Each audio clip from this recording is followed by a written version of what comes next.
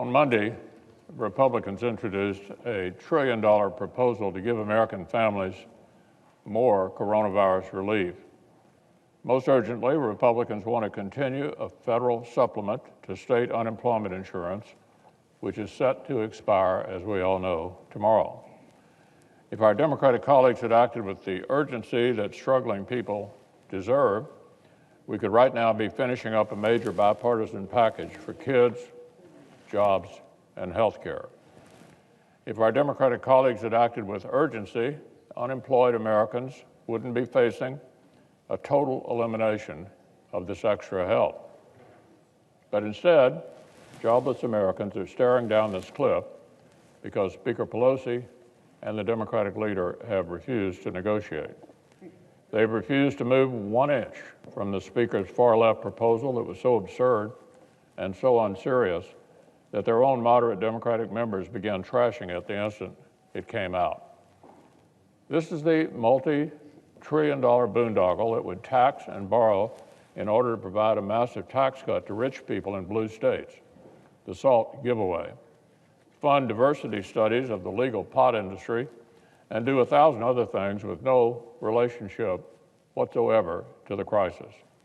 Just a few minutes ago, our colleague from Wisconsin tried to get consent to continue the unemployment assistance to prevent it from expiring tomorrow.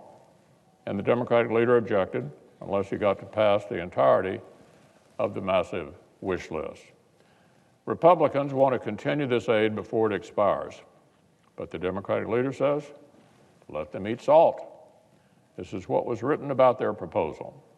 Quote, privately, several House Democrats concede the bill feels a little more than an effort to appease the most liberal members of the caucus, end quote.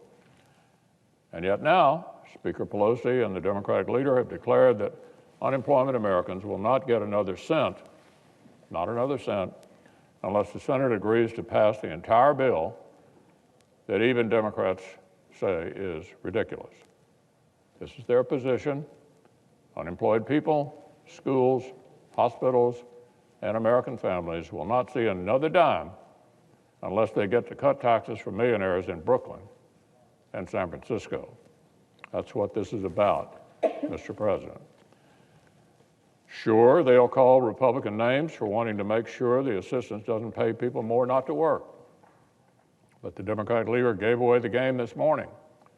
He said on the floor that he now opposes even continuing the aid at the $600 level. They want jobless aid to expire tomorrow, period.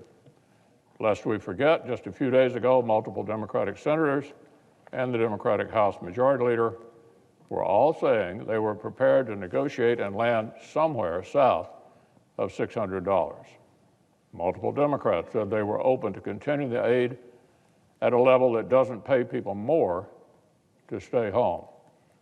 But now the Democratic leader hasn't just contradicted his colleagues and refused to talk. He's gone even farther and declared he would not even let the aid continue at $600.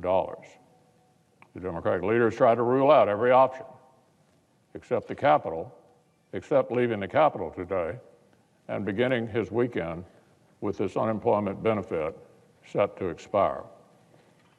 These aren't the actions, my friends, that would lead to any agreement.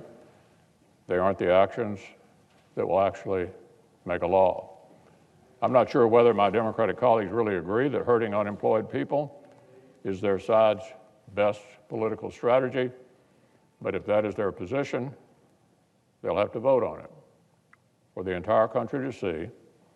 In just a moment, I'm going to make the Senate vote on a privileged motion. It will be a motion to proceed to legislation which would be used to prevent the unemployment aid from expiring. There are a number of views on both sides of the best way to accomplish that. The bill would be amendable. Nobody who actually wants to negotiate, nobody who actually wants a bipartisan outcome would be disadvantaged by merely proceeding to the debate. We've had enough rope-a-dope.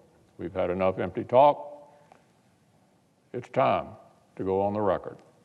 We'll see who really wants a bipartisan outcome for the country and who's trying their hardest to block one.